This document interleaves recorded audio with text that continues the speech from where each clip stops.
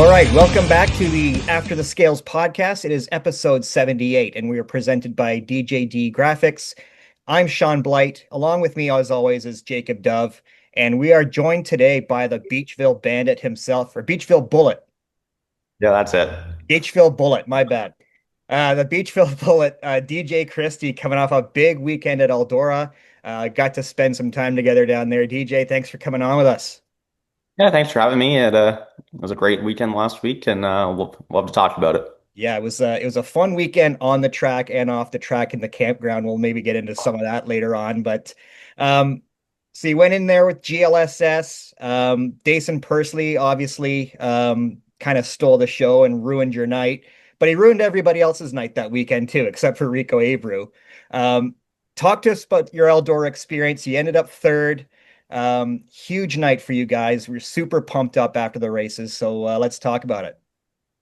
Yeah, it was a fun weekend. We went down there with a few of our buddies. We had our small crew, and what we usually have, we had Ben, Daniel, Rick, and Robbie from Ushweek, and everybody knows Robbie.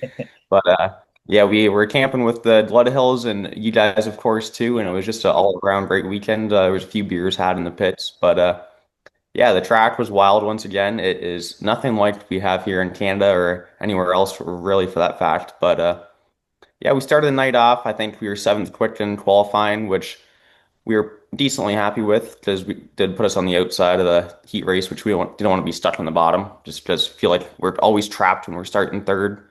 But we got a good start. We actually passed Days and Pursley, which not very many people can say that from last weekend, and drove around the inside of them. And yeah, I got into the redraw by finishing second behind Darren there. And luckily we pulled the one. And the first half of the race, we kind of set sail and we were just kind of cruising. And unfortunately, my wing valve broke, so I couldn't move my wing. But it didn't seem to hinder the first half of the race until the red flag came out when Dylan went upside down. And once that happened, Dazen just started ripping the top. He was in eighth, and he drove all the way around everybody. And I think he finished with a four second lead over us. He passed us with four to go, and yeah, man, he was flying.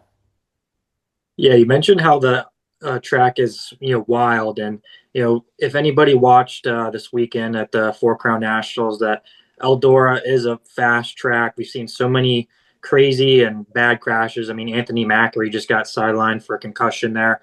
Just kind of walk us through how you mentally and physically prepare for a track, so demanding like Eldora. You mentioned how it's nothing like you race in Canada, and kind of adjusting to be able to go out and run third at a place like Eldora. Yeah, it's kind of weird because you don't get that sensation of speed that you would think you would have when you're going that fast. I don't know if it's just how wide it is and how open everything is. It doesn't feel any faster than back home at Ashweekend, but once you realize how fast you're going and you get close to somebody, that's when it really starts to hit. Even when you're in dirty air, that's a crazy thing too, because you get in behind a guy and you're full lock to the left and you just get so tight and you have no control of the car. You always have to keep half your wing out from behind somebody. But honestly, I did something a little bit different this time around. The first time around, we just tried to stick to our Ashweekend stuff, which because we didn't know any better. We asked a few guys, but you don't want to venture too off your package just because it's something new. But the nerves were definitely a lot less the second time around after our first trip this year, just because like I was standing in the top of turn three and four on our first trip and thought, oh man, like this is it. Like we're gonna be moving around this place. You don't want to hit that wall. And even rolling up against the wall under caution, you just think, man, like you don't want to get into that fence. Like we saw the post where Courtney got into it. You think you don't want to be that guy either. But yeah, the second time around was just a lot less weight off my back, and I already knew I could do it. You just had to put all the pieces of the puzzle together, and that's kind of what happened. And unfortunately, fell a couple spots short, but it happens. We'll go again next year and try again. Yeah, you took my next question right away from me. I was going to ask you about your time back there in June when you guys were, you were having a pretty good year, but you were just starting, I think, to get into form for what you would show in the second half. But you were pretty happy with, just making the show.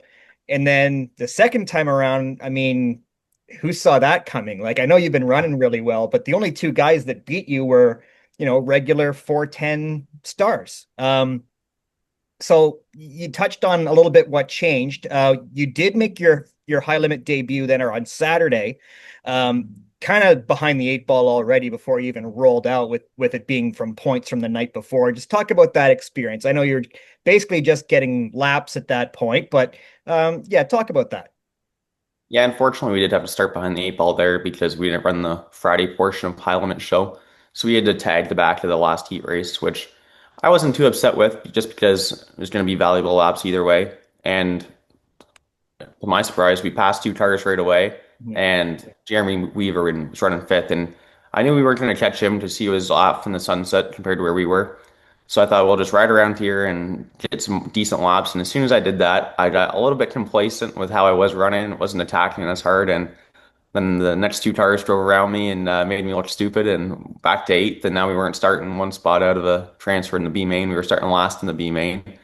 But it was still a wild experience. Like we were racing with Tim Schafer at the end of the B main, and like you're obviously doing something right if you're racing with those guys. I think we passed three cars in the B main, but yeah, it was wild. Like I did get the sensation of speed there because you go in the corner, you're wide open, you're ripping tear offs. I put 20 tear offs on my helmet, and I was down to two by the end of the B main. I don't use one all year out of Schweken. Like I'll wipe it off just because it's dusty, and that's it. So even that's a new experience too, because we're not used to that back home. So there's just so many things going on, and like you don't know where the wall is sometimes because you're just getting blasted, and you just keep your foot to the floor and drive off it. But yeah, it was a wild experience. Those boys definitely know what they're doing, and obviously they should because they race so many times a year. But it was a great experience. I'm looking forward to doing it again. I think we're going to do some more local stuff to get our feet wet and get some more laps rather than trying to race with these big boys with the outlaws and high limit. But yeah, that's our plans moving forward for that. Now, DJ, I hate to put you on the spot here, but anybody who knows me, and especially Shaun here, knows that I'm a big Savannah Moran fan. And well, I had to pull something up to see what's going on here in this podium picture that Shaun took. You get an opportunity like that, you best take it. That was awesome. I got some flack from a few people for that, but I got more fist bumps than anything, so I'm sticking with it. And if I get to do it again, I'm doing it again. I joked with DJ after the race. I said, you know what? You didn't win the race, but if you did, you wouldn't have got to do that. So, I mean, you take what you can get. That's right. And it was a boys' weekend, so like we're all stuck with each other, so I was taking advantage of that too. All right. So the talk about your season overall. Oshweekend is done for the year. You wrapped up with nationals. You got a win there in one of the twin 15s. You were coming off another win right before that at Buxton with the Southern Ontario sprints. Kind of had a bit of a rough start to the year. Just not very consistent, but kind of once July rolled around, I mean, you guys were on fire. And I've said it to you, I've said it to other people, like in the second half, the 360 scene up here, other than Dylan and maybe Nick, you were pretty much the guy to beat. What clicked for you guys in the second half? I don't even know really because we didn't change anything. Just everything started to fall our way. Like the first half of the season, the first night we tore up a car at the Outlaw show, Mhm. so that hindered that. But like you said, we were fast. We just couldn't keep it together all the time. It's not like we had mechanical issues ever. We did burn up a few engines, but after that we were just rolling. We put our Old Faithful engine in, and we were ripping with that. And yeah, we're very consistent. We were probably a fourth to fifth place car most nights, but then yeah, at the end of the season, we were tough to beat. We were always passing cars. We were never falling back. We got the win at Buxton, and then the night at the Nationals, the Friday night, everything clicked there. And even the Saturday, we were still moving. Like we had a tough heat race, it was stacked, and we finished fourth. But luckily, since we had won the Twin 15, we were locked in to start ninth or 10th. And since Poirier was locked in already, we were starting ninth. And yeah, we drove up to fourth there at the Nationals and drove around guys like Sam Haferteep, and like he's one of the top 360 guys in North America. So obviously we're doing something right there. And yeah, the momentum's been rolling. So hopefully it continues in these next two races we got on the schedule, Merrittville on the 4th and Outlaw on the 17th in New York with the ESS, and we'll start getting ready for next year.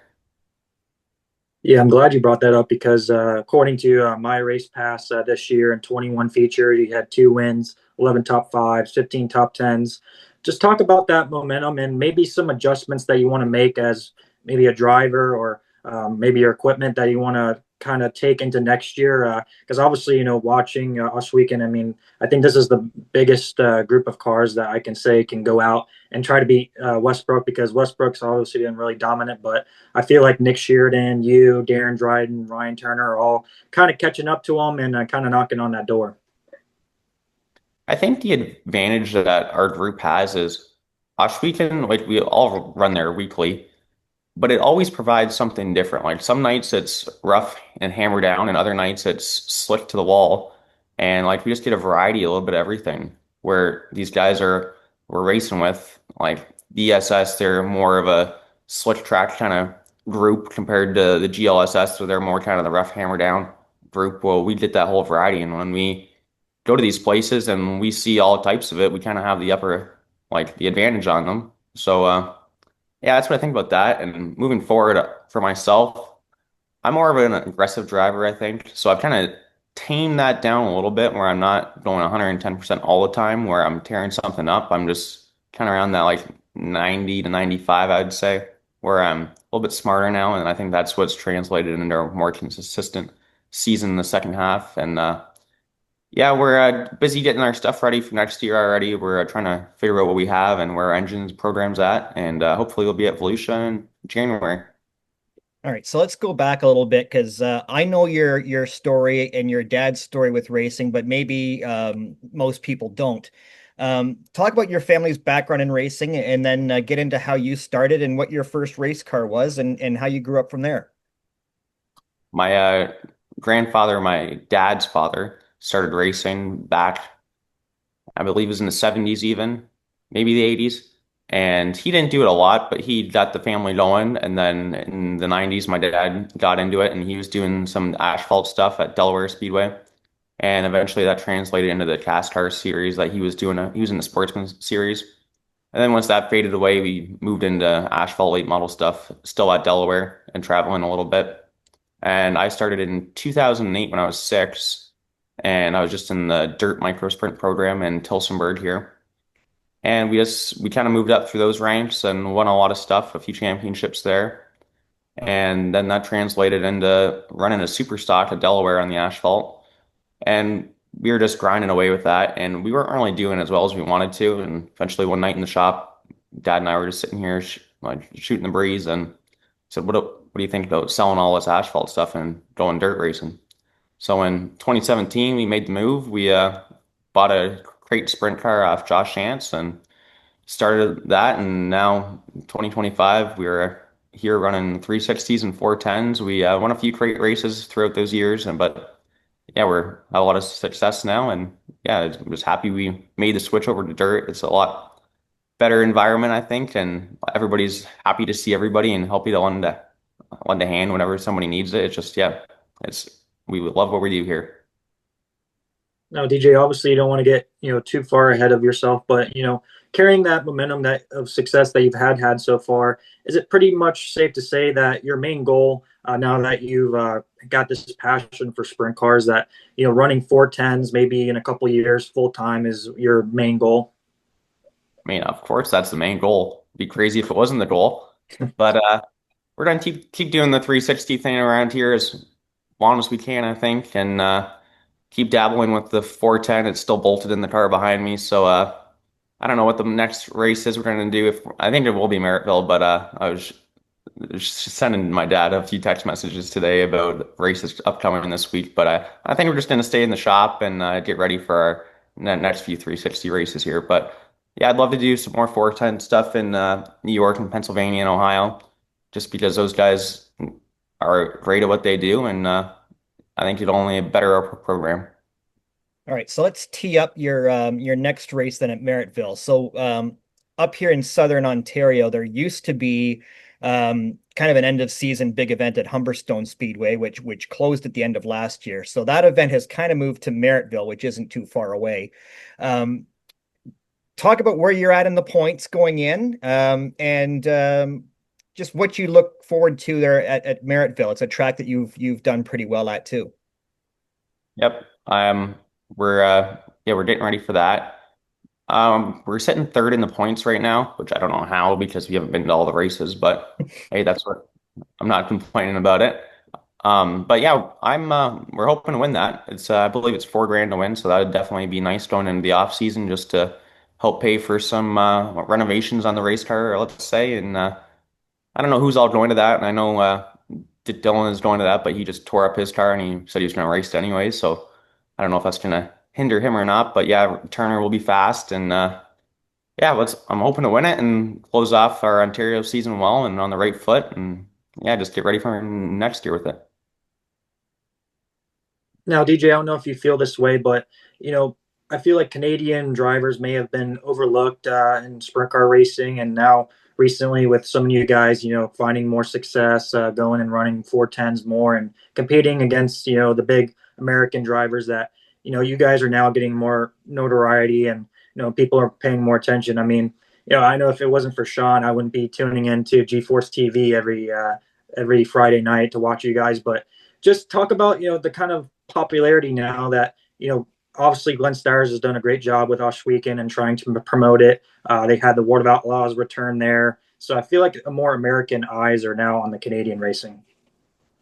Yeah, I don't know if it's just from Osh Weekend or if it's from the Canadian drivers doing as well as they have been doing lately. I think it's a combination of both. But yeah, we've talked to like even last weekend we talked to many people in the pits, and I was shocked how many of them said they tune into G-Force every week to watch our 360s run back home. But yeah, when we even started with the crates, like you go to the Sprint Car Nationals and there'd be 70 cars in the pits, and hardly any of our Canadians would be making it, let alone winning it. And now you look at the results from this year's nationals, and the top four was the top four in the regular season points. So obviously we're doing a lot better now. And I don't know if that's just because the American guys aren't coming or if they're scared of us. Like I've heard a few of the ESS guys and Great Lake guys don't want to come up here now this way because they don't want to get their asses kicked. So that's all feel good. Yeah, so kind of away from the track, want to talk a little behind the scenes stuff that we experienced at Eldora. It was kind of a cool organic thing. You guys were switching over your 360 to your 410 to get ready for the high limit show on Saturday. So we're all in the campground, and yourself and Eric Gledhill, he was nice enough, I guess, to let you use the hoist in his trailer to switch the engines over. And when you're at a campground at a racetrack and you hear a race car getting fired up, people are going to come and check out and see what's going on. And there was a pretty cool, I'd say, maybe a couple dozen people started gathering around to check out your race car. And you're kind enough to let a couple of kids sit in the seat. You signed some autographs. I think you sold a couple of T-shirts. You and your dad, especially, really looked like you were enjoying yourself. How much enjoyment do you guys get out of something like that? Yeah, it's why we do it, right? And not just for us, but for everybody that helps us and our sponsors. And I was that kid growing up too, so I know what that's like. But yeah, it was just a great team morality we had going on in the pits there between the Ackland crew and just us and everybody else that came over to help and lend a hand and just to watch us do it and get everything fired up. It was a very surreal experience for us, and it makes you a hair on your arm stand up when you fire up to 410, that's for sure. Now, other than just your family members, DJ, what are some of the sprint car drivers, or maybe just drivers in general? I don't know if you follow NASCAR, IndyCar, or Formula One, any of the motorsports that kind of have an influence on your racing career. I was always a big Jeff Gordon fan growing up, and just kind of coincidence that he was into sprint cars, and now we're into sprint cars too. But yeah, it's always who I followed now, and of course Cal Larson. We love watching what he does, and everybody wants to be him, so that's what we're aspiring to do too. All right, so we'll wrap this up, DJ. I just wanted to quickly touch on we always like promoting drivers merch. I've got your Christie Motorsports hoodie on that you guys were kind enough to give me. Your sister Alex is a big help with your social media, your merchandise stuff. You've got some t-shirts and hoodies and stuff for sale. Where can people check that out? Yeah, if you send us a message on Christie Motorsports, my sister will be more than happy to help anybody out and get you your merch. We have, yeah, like you said, our hats and shirts and hoodies now, which is the first time we've had stuff like this. And I can't believe how much we are selling. Like we ordered 100 units and they were gone within 2 days.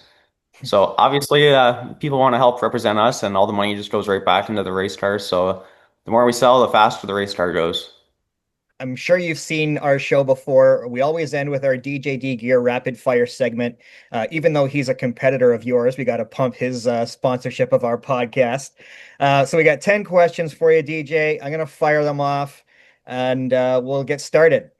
Why the number five? Because that's what my dad was. And when he started racing, it was either the 5 or the 3, and he didn't want to try and be Dale Earnhardt. Current sprint car drivers that you love to watch. Right now, I love watching Danny Sams just because he's a family team and he's getting her done right now. We love that. What is your earliest memory of going to a racetrack? Probably back in 2006, I was camping in Port Burwell and left there to go watch my dad run a street stock race, and he parked it on its lid, and that's the first one I can remember. No brain damage, I'm sure, done to Jay after that. No, no more. If you could hop into any type of race car for one race, what would it be? Honestly, after driving the 410, if I never got a chance to do it, I just want to do it one more time. It was insane, let me tell you that. All right. I saw you rocking the high limit hat. You made your high limit debut. If you had a high limit playlist, what's one song that you would have to have on it? Chattahoochee by Alan Jackson.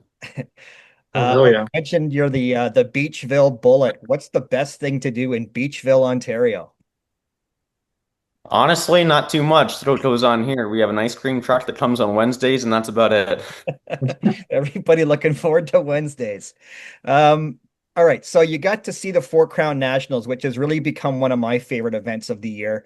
You got a chance to watch some of the other classes of 410s aside, or at least 410 wing sprint cars aside. What was one class of cars that maybe you hadn't seen before that you really enjoyed watching? I had never seen a midget run or a Silver Crown car either, for that fact. But yeah, the midgets were cool. That was like a little Talladega for them, I think. And the momentum that they could carry from going from the top to the bottom was insane. All right. Since we're talking about wing sprint cars, what's the best wing flavor? Oh, Buffalo. And then, I don't know if you got a chance to sample any of the food there at Eldora. What was your favorite thing to eat at Eldora Speedway?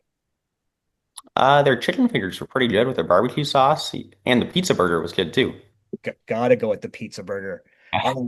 Last one. I know we already kind of talked about it, but what is the best thing about ending up on the podium at Eldora Speedway?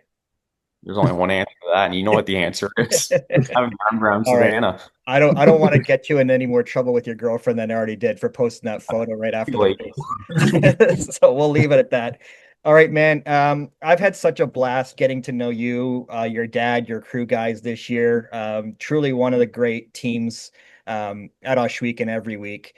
And it's really been fun to watch you kind of develop as a driver. Just one more quick question for you.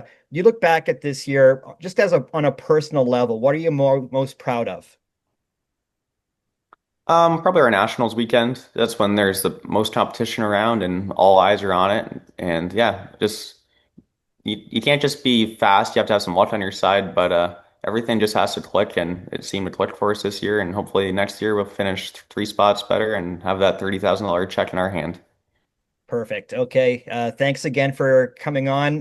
DJ Christie, if you want any DJ Christie merch, contact, there's Christie Motorsports on Facebook, Christie Motorsports on Instagram. Send them a DM and help support our small team, our small town race car teams.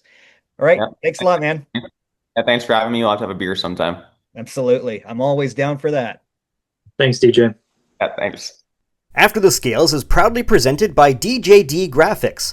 From commercial and personal vehicles to racing bikes and cars of all makes, models, and disciplines, DJD Graphics can fully customize your vehicle to suit your needs. For more information, contact Darren and visit his website at www.djdgraphics.com.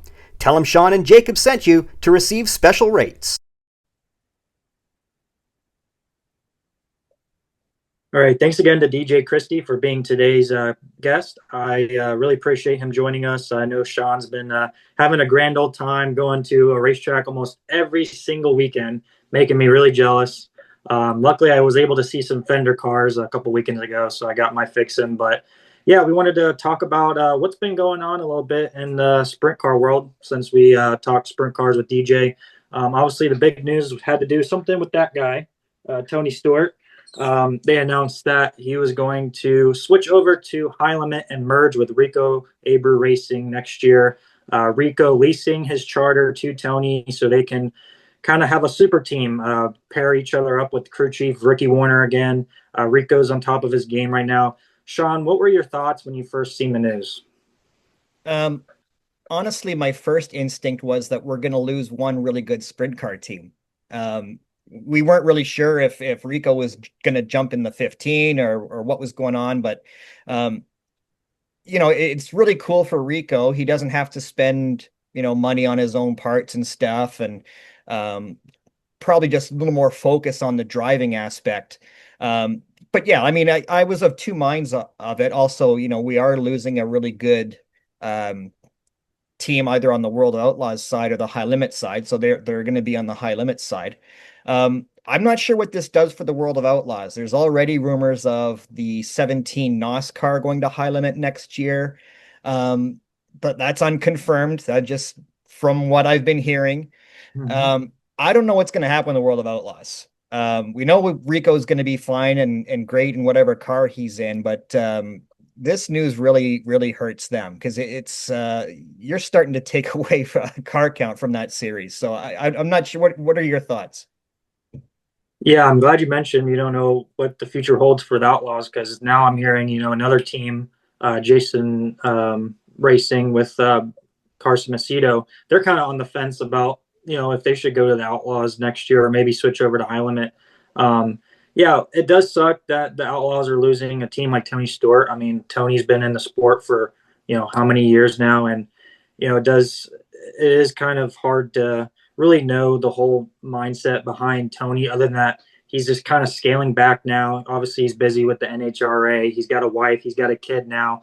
He's kind of just letting Rico take over the whole team now and kind of lend the keys. And here's the shop. I mean, it kind of made sense logistically. Rico was just down the road from where Tony's shop was. So, I mean, between the sponsorship and the T-shirt sales, I mean, this is going to be huge. And I know High Limit, having another NASCAR, figure like Tony Stewart with High Limit, this is a huge pickup for them. Total loss for the Outlaws. And if a team like Jason Johnson Racing leaves, I know it's going to be even more. So I don't know what the future holds, but I mean, I'm excited. I've always been a Tony fan. So seeing, a guy like Rico who as a fan favorite. I don't think anybody doesn't like Rico.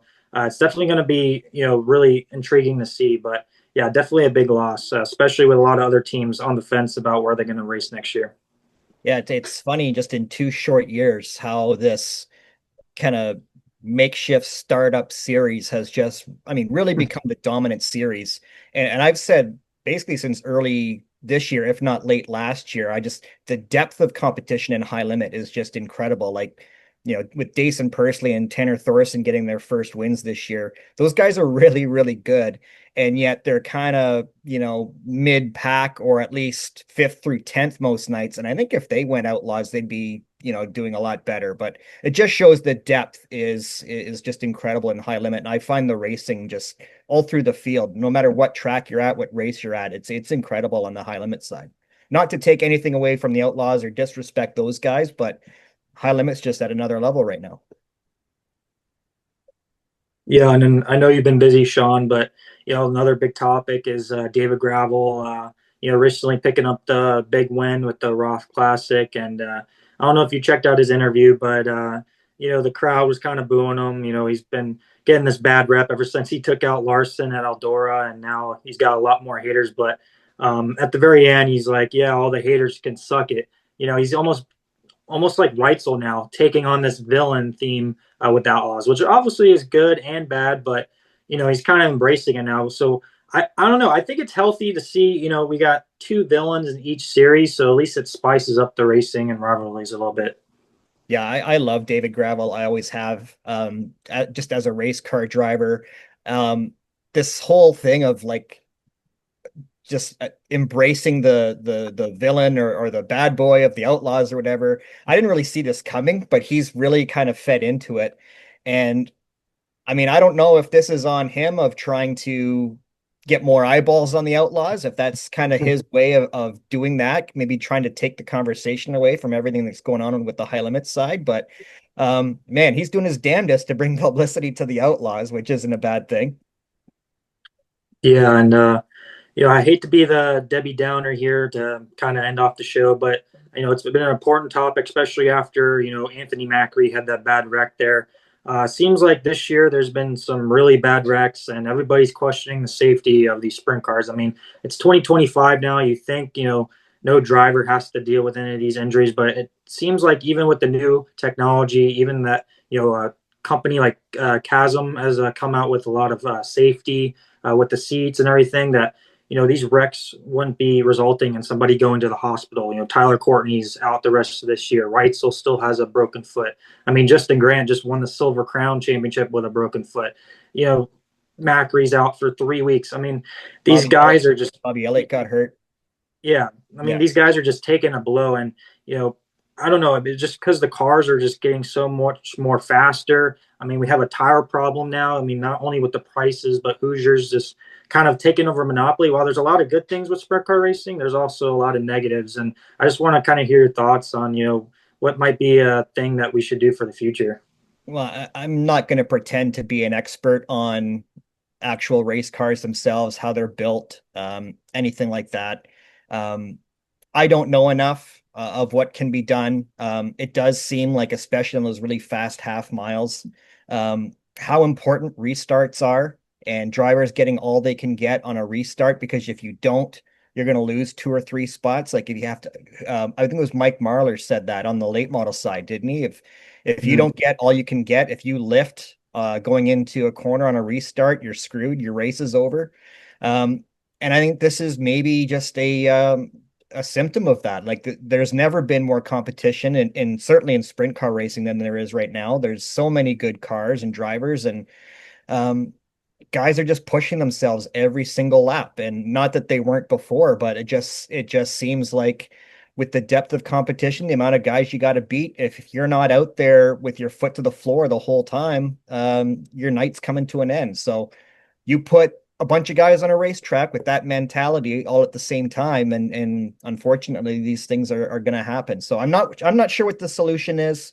um I will say glass half empty. Seen a lot of bad wrecks. We haven't seen any fatalities. I know Chase Johnson is going through his personal injury struggles. um but I guess that would be the one thing to maybe take away from this, is there have been some pretty significant safety upgrades where guys are at least able to walk away from some of these bad wrecks.